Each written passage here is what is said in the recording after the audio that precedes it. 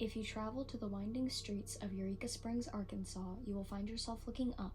High above the Victorian village, perched on a limestone bluff overlooking the Ozark Mountains, sits a massive limestone structure, the Crescent Hotel.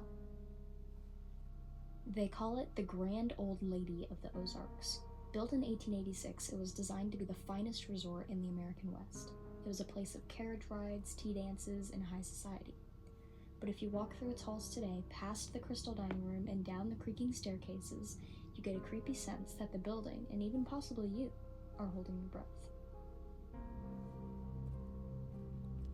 Today we are going to talk about two very specific things that make the Crescent Hotel what it is. One is about a man named Norman Baker, a man of purple suits and dark ambition, and we're going to talk about what exactly he left behind. The Crescent Hotel is widely considered America's most haunted hotel, but to understand the ghosts, you have to understand the monster who created so many of them. Before we discuss Norman Baker, let's talk a bit about this creepy hotel. The Crescent opened in a time of optimism. Eureka Springs was a thriving area, famous for its healing waters. People flocked there to cure their conditions. The Crescent was the crown jewel. But tragedy was built in from the start. The most famous story from the construction era is that of Michael. Michael was an Irish stonemason, a young man known for his flirtatious nature and his skill with limestone. It is said that in 1885, while working on the roof near what is now room 218, he was flirting with a girl when he lost his footing. He didn't just fall, he plunged into the area that would become the hotel lobby. He died instantly. Michael was the first accident of many to go, but 50 years later, the deaths would stop being accidents. They would become intentional. The hotel fell on hard times during the Great Depression. Shingles were rotting, the windows were dark, it was vulnerable, and like a predator spotting a wounded animal, a man named Norman Baker arrived in town. Who was Norman Baker? If you met him in 1937, you wouldn't have thought monster. You would have thought showman. He was charismatic, he was loud, and he had a very specific aesthetic. He wore white suits with purple shirts and purple ties. He drove a Cord automobile, custom painted in lavender. Baker was not a doctor. He didn't even have a medical license, nor did he have a degree. He was a former vaudeville magician, an inventor of calliopes, and a radio personality. He owned a radio station in Muscatine, Iowa, with the call letters KTNT. It stood for Know the Naked Truth. And what was the truth, according to Norman Baker? He claimed that organized medicine was a scam. He claimed the American Medical Association was a trust designed to kill people. And, most dangerously, he claimed that he, and only he, had the cure for cancer. He had been run out of Iowa for practicing medicine without a license. But in Eureka Springs, in the middle of a depression, he didn't look like a criminal. He looked like an investor. In 1937, he bought the Crescent Hotel. He promised to turn it into a world-class health resort. He called it the Baker Cancer Curable Hospital. Imagine the hope he sold. Cancer, then as now, was a terrifying diagnosis. In the 1930s, it was often a death sentence. Baker went on the radio and told desperate families, "Bring me your sick, don't let the doctors cut or burn them with radiation. Bring them to the clean air of the Ozarks. I can cure them." People came by the busload. They spent their life savings checking into the castle on the hill. Once the patients arrived, the reality set in. Baker remodeled the hotel. He painted the beautiful woodwork with garish colors, and he closed off the porches. But the real horror was in the treatment. Baker's cure was a mixture he had essentially stolen and modified from another phony doctor. It contained watermelon seeds, corn silk, clover, and carbolic acid.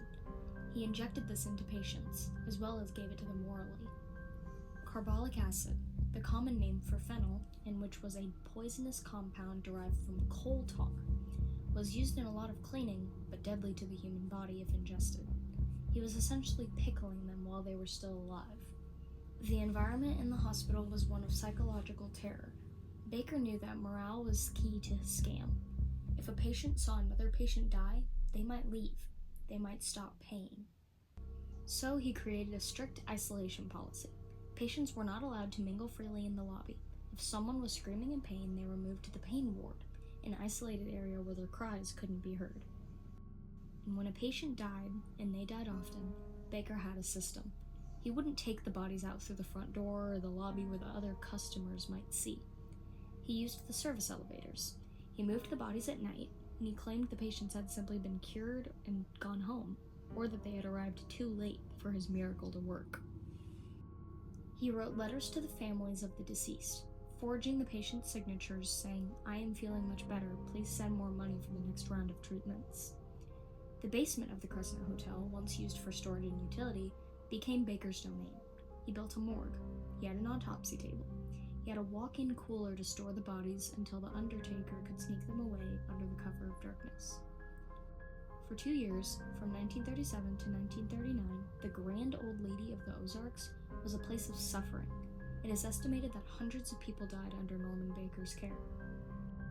Finally, in 1939, the law caught up with him, but not for murder, not for practicing medicine without a license either.